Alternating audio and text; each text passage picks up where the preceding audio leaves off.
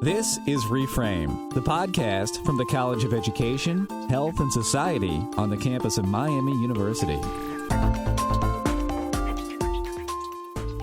In this episode, we explore the workings of the Urban Cohort, an action-oriented program that exposes college students to urban perspectives through high-need schools and community organizations. Here, experiential learning is grounded in community life in very real ways. Asthma was a big problem in their urban Cincinnati neighborhood. It impacted their friends, their family members, and many of those they loved. So a group of student mentors and their Miami University mentee decided to make an impact. They took steps to learn what caused asthma and how the roaches and mold responsible are often present in low-income housing.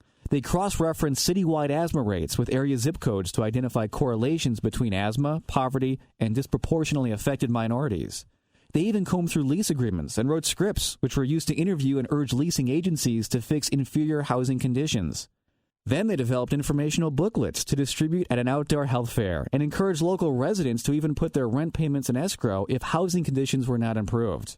And after connecting with Cincinnati Children's Hospital's asthma team, these Rothenberg fourth graders also met with an advisory committee where one student mentor was actually hired on as a consultant who... Wait, these were fourth graders? Yes. Let's back up. These Rothenberg fourth graders were part of the Urban Cohort, an award-winning, action-oriented, and highly collaborative partnership between Miami University's College of Education, Health, and Society, urban schools, and civically-minded community organizations.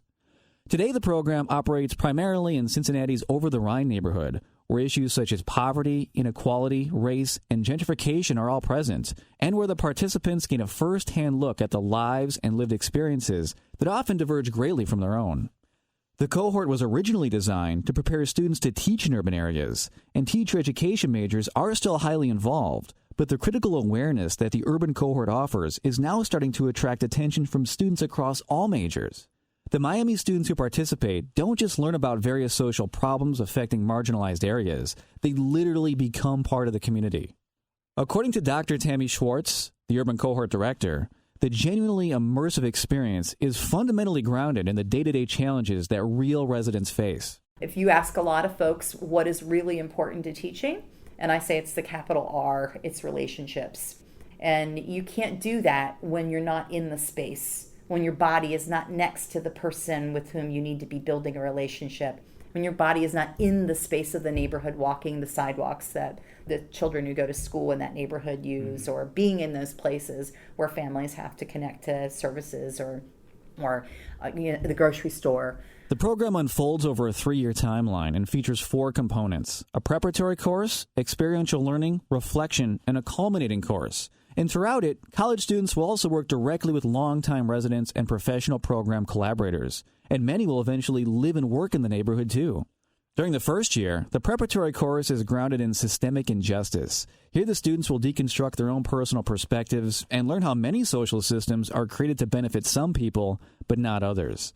And then they'll pair up with a youth in a local urban elementary school who will serve as their mentor. Here's Dr. Schwartz again. So we flipped that. Miami students not being a mentor to the, quote, young kid, the kid's being a mentor to the Miami student, the child is, so that they've got life experiences and bring incredible assets to the table. And over the course of that year, our Miami students, the mentees, work with their mentors in collaborative groups doing action research on issues that the kids have identified that impact their lives. This process directly informs the projects and curriculum-based learning that the Miami Teacher Education College students will subsequently design. Some years, these projects might center around homelessness, for example. Other projects have focused on violence. And another reoccurring theme is economic inequality, which can be manifested in numerous ways, including even the way conditions of some low-income housing can lead to increased asthma rates. And at the same time, our teacher candidates are now witnessing what curriculum can look like when it's centered around what's important to youth and their lives. So I'm not giving you a worksheet on the statistics of homelessness in Cincinnati. You investigating the statistics of homelessness, on using resources that adults would use in order to investigate those issues, that now becomes your text. So showing our students that they can do curriculum in a different way. So then, when the 4th grade Rothenburg Elementary students first identified asthma as a concern in their lives, it was Miami student Anna Hartman who then figured out how the project would subsequently unfold. Understanding the causes of asthma became science lessons. Comprehending the lease agreements became reading lessons. Analyzing and correlating city zip codes with asthma rates became math lessons, and so on.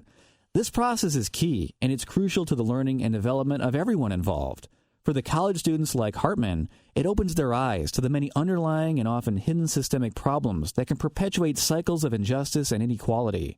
For the elementary kids themselves, it proves that they too have a voice, that they too can make a real difference in their own communities. Some people say we empower youth. I do not believe that. Youth already come to the table with a lot of power, so we don't empower people. We're creating spaces for that power to be enacted.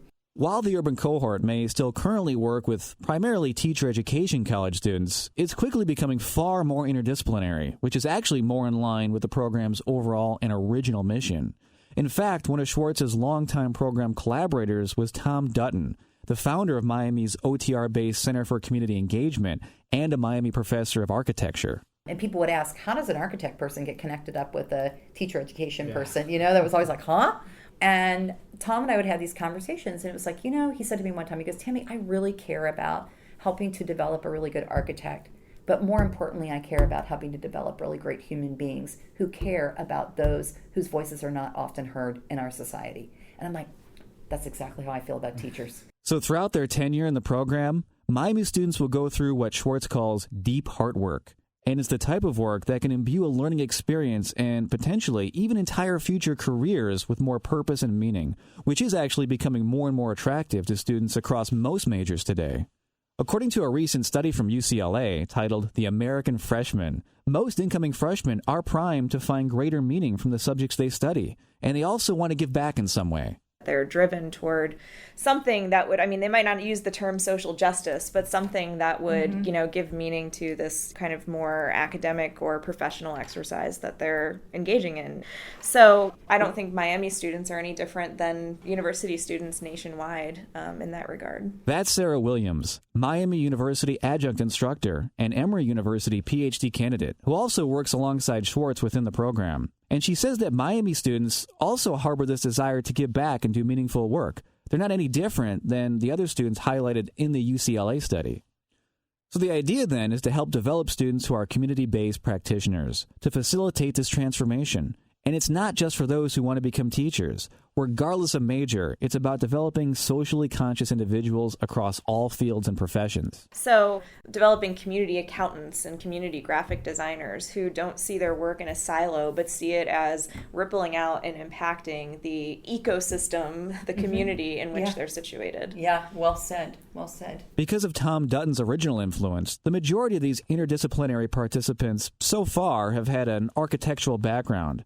But throughout the cohort's 8-year history, this program has also welcomed students from speech pathology, public health, and business. This fall, students from marketing, public administration, social work, psychology, and journalism will participate as well. It's complex work to think about and reflect on their own personal histories and how the system has positioned them, to think about the world in particular ways and to think about themselves in particular ways. And in ways that those things are harmful, how do they use that knowledge to fight back against that in whatever their discipline or their profession is going to be.